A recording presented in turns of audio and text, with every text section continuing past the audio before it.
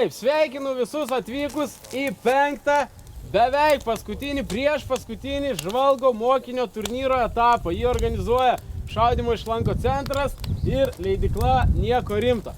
Šiandien mes 5. kartą sukvietėm jūs į šį turnyrą tam, kad išsiaiškintumėm, kuris iš vaikų yra geriausiai šaudantis, geriausiai besiorientuojantis šiuo atveju gamtoje. Šios dienos tema yra medžioklė. Šiandien mes esame čia Laburdiškėse, lankininkų sodyboje Strilės namai. Turim puikų orą, užsakymą gavom. Šiandien su mumis yra Karolis, tikras medžiotojas. Kol kas mes išklausysime Karolio įdomios paskaitos apie medžioklę. Tada turėsime šiokių tokių žaidimų. Tada keliausime į treniruočio aikštę pasimokyti šaudyti į trimačius žvėris medžioklės imitaciją. Finale, pačioj pabaigoje mes keliausim į mišką, turėsim tikriausią medžioklę ir išsiaiškinsim, kuris yra pats taikliausias, kuris įsisavino šios dienos pamokas labiausiai, kuris bus vertas žvalgo mokinio turnyro nugalėtojo vardo. Iš tikrųjų, kalbant apie medžioklę, tai turėtumėm visi suprasti, kad kada žmogus atsirado, tai pirmas tikriausiai amatas, kurį jis pradėjo kultivuoti, juo užsiimti, tai ir buvo medžioklė, nes gyveno daugiau mažiau pavienėm grupėm, nedidelėm. Ta medžioklė užsiimdavo, sakykime, genties vyrai, jie eidavo į miškus, spęsdavo įvairius pastus ir ta medžioklė buvo tokia kaip daugiau individuali. O jau viduramžiais, kada medžioklės teisę iš tikrųjų turėjo tik tai didikai, rūmų valdytojai, medžioklės labai buvo didelės ir masiškos. Jeigu grįžti prie medžioklės įrankio, tokio kaip lanko, tai jūs matot, kad medžiotojas prieš dar 100 metų iš esmės turėjo ne ką tobulesnį įrankį kaip šis. Bet pastarajam technologijų amžiui, kada vystėsi labai ir mokslas, ir pasiekimai įvairioj mechanikoje, atsirado štai toks įrankis. Čia taip pat yra lankas, jis visiškai nepanašus į mūsų šių dienų, į senų dienų lanką, bet iš esmės pati funkcija nepakito jau nuo pat lanko atsiradimo pradžios. Ir taip sulenkta lazda tapo lanku, kai žmogus tiesiog paėmęs pagalį, galima sakyti, tuo laikmečiu pririšo prie jos kažkokį šniūrelį, ar tai buvo gyvūnų dalis, sudžiovintos žarnos, ar tai buvo iš odos susukta templė. Ir tą įrankį jisai panaudoja tam, kad ta strėlė, ta ietis nuskristų toliau, negu jis ją sugeba numesti. Lankas efektyvus, kaip matot, žvėrys kaip ir matosi, bet iš čia į jį pataikyti, tikriausiai iš 100 strėlių galbūt vieną pataikysim, ar ne? Tai būtų netikslinga žvėrį medžioti iš atstumo, iš kurio tu nesi 100% garantuotas, kad tą žvėrį sumedžiosi. Todėl medžioklėje vienas iš svarbiausių žmogaus tokių parametrų tai yra atsakomybė. Nes mes nešam atsakomybę už gyvą padarą, kurį mes pasiimam iš gamtos. Todėl mes turim būti garantuoti, kad tas žvėrelis nebus sužalotas. Iš kanopinių žvėrių mes turime taurųjų elnią, turim danielių, briedį, europinę stirną, toliau pagrindinių tokių kaip didelių žvėrių, tai šernai, kurie dabar daugumoje Lietuvos vietų serga maru ir iš tikrųjų tai yra didelė problema. Upėse gyvena bebrai, kurie taip pat yra medžiojama fauna. Iš plėšrūninių šeimos tai yra vilkai, lūšys, kiaunės, lapės, barsukai, usūriniai šunys. Stumbrų yra populiacija labai nedidelė, jinai buvo atgaivinta prieš nedaugelį metų, tai čia porą dešimtmečių atgal.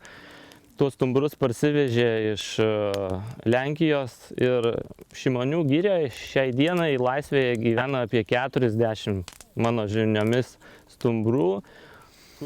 O tais laikais visa Lietuva, sakykime, buvo vientisas miškas ir tie stumbrai ir taurai gyveno didelėmis kaiminėmis. Pabandysim atspėti, kieno tai pėda, galbūt kieno tai paliktas ženklas ir pažiūrėsim, kas aplinkui čia, aplink šią sodybą vaikšto ir gyvena. Pasakom ačiū visi Karoliui. Ačiū. Ir Valgo mokinio turnyro medžioklė prasideda. Keliam. Beveik.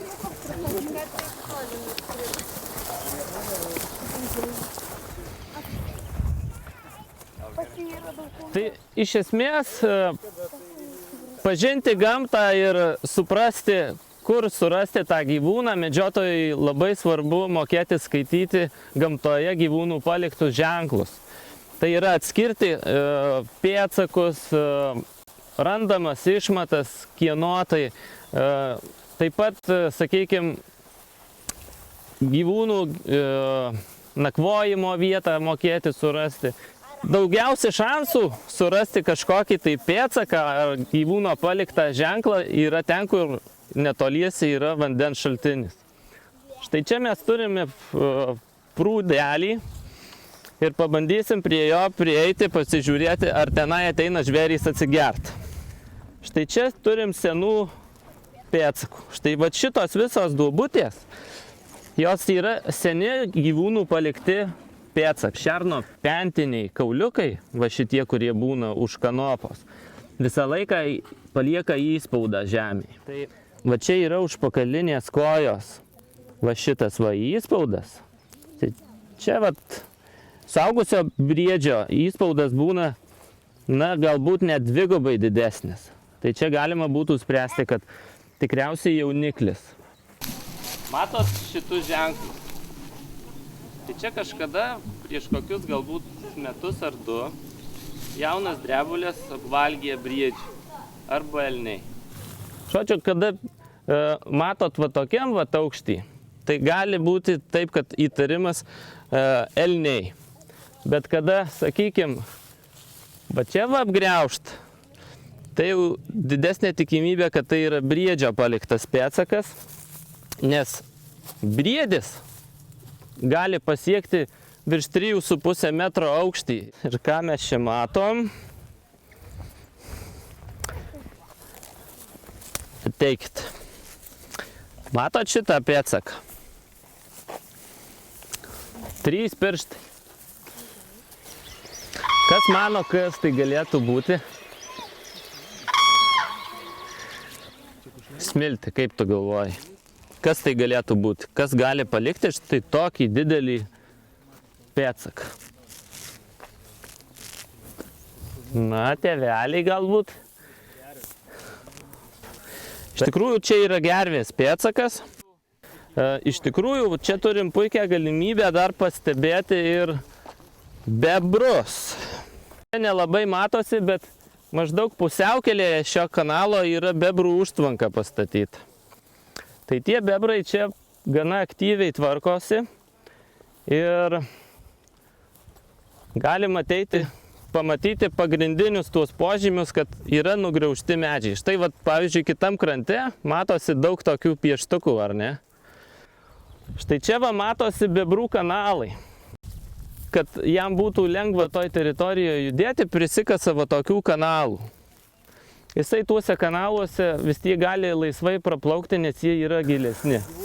Na štai, šerno kaukolę radom pas bebrus užtvankoje. Aš manyčiau, kad čia yra kokio galbūt antramečio, galbūt trečiamečio, bijau sumeluot, bet iš apatinių ilčių, vat, štai kokios jos yra, Galima spręsti, kad tai yra jaunas tas šerniukas.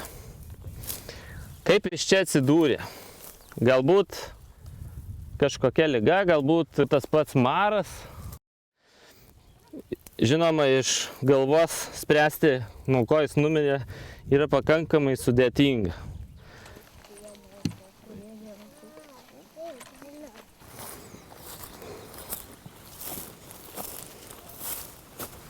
Šio žaidimo esmė yra ta, kad parodyti, kiek medžiotojui svarbu apgauti gyvūną, ar ne, sakykime, kaip svarbu užsimaskuoti, kaip svarbu turėti kantrybę sėlinimui ir panašiem dalykam, kad kuo arčiau to gyvūno prieiti. Vienas bus medžiojamasis, o kiti bus medžiotojai.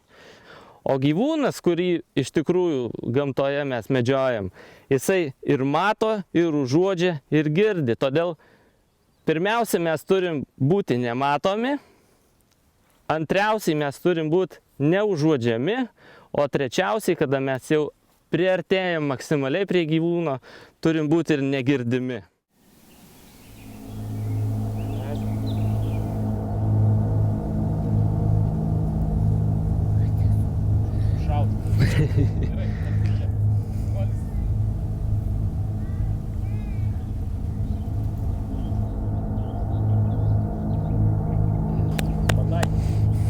Gerai, duoti čia.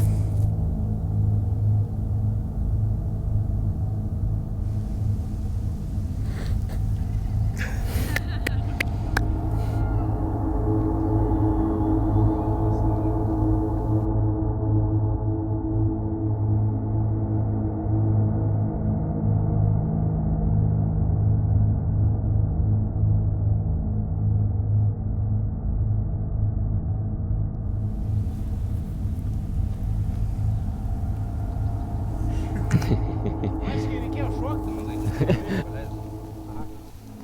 Ei, stop.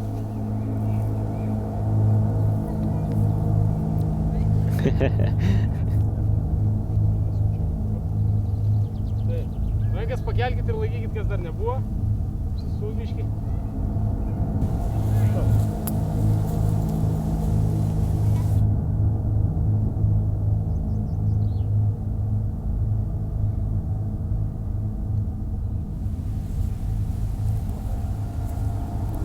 Nepataikė.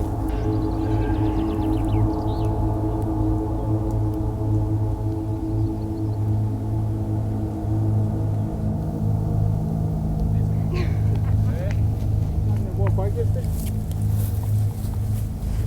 Lūkis.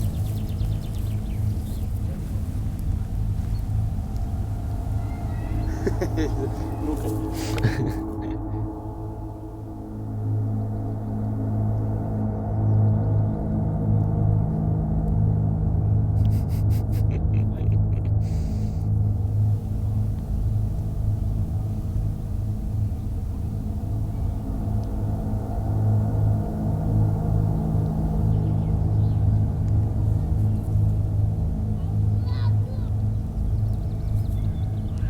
Gerai, bet jūs...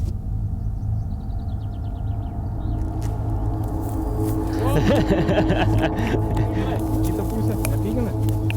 Gerai, daugiau. Gerai. Ne, nepataikė. Išsirikiuojam visi apginkluoti. Dabar mes turėsim treniruotę. Pagrindinė treniruočių aikštė šaudymo taisyklė. Kol neišgirsta mano skardaus švilpimo, pavyzdys. Nieks nežengia į aikštę. Sušaudysim, visi kartu einam susirinkti strėlių. Grįžtam. Jeigu nors vienas kapstosi, nieks nešaudo. Sutariam? Jeigu norit pabandyti vilką, einat priešais jį. Nešaudot skersi. Va yra linija. Prieisit prie pat linijos ir šaudysim, išbandysim įvairius taikinius.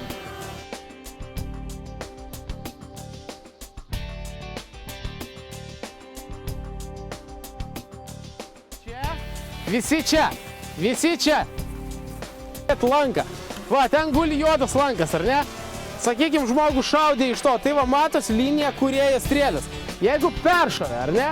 Tai vadinasi, kažkur čia tos strėlės ir bus, svajos. Kiek čia buvo pamesta? Vienas kas nors laiko, kitas ištraukia strėlės. Svarbiausia, neįmam va taip va strėlių, bet kaip, va taip. Išlankstysit, sulaužysit. Tik už pačių priekio, žiūrim neišbadom akių, ištraukiam. Prilaikom ir greičiau ištraukiam.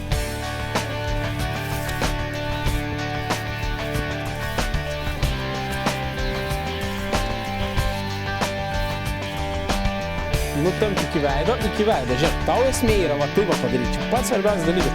Tada tu matai, kur liek strėlė, matai? Va, į šerną dabar pataikytas idealų šūvis. Kas čia jį paleido?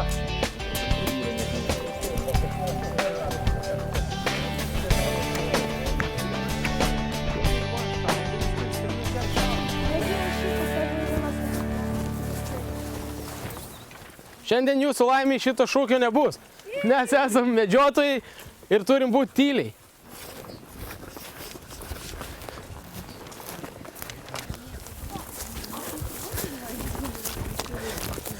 Visi šausim 12 taikinių. Į taikinį šausim 2 strėles.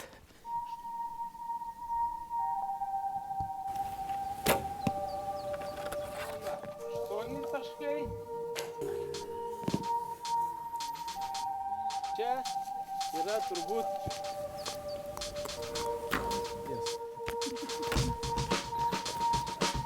Imantė ruošiasi Agnė.